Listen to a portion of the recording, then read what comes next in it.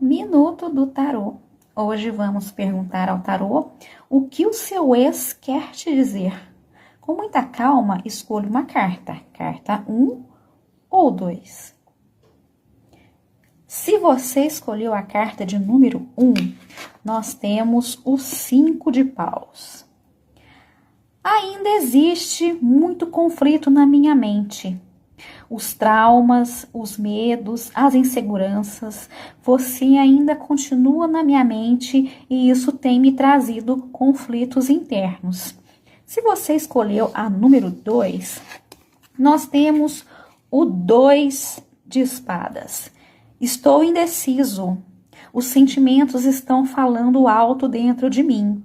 Talvez possamos nos entender novamente. Gostou do vídeo? Deixe seu joinha, comente a gratidão e se inscreva no canal.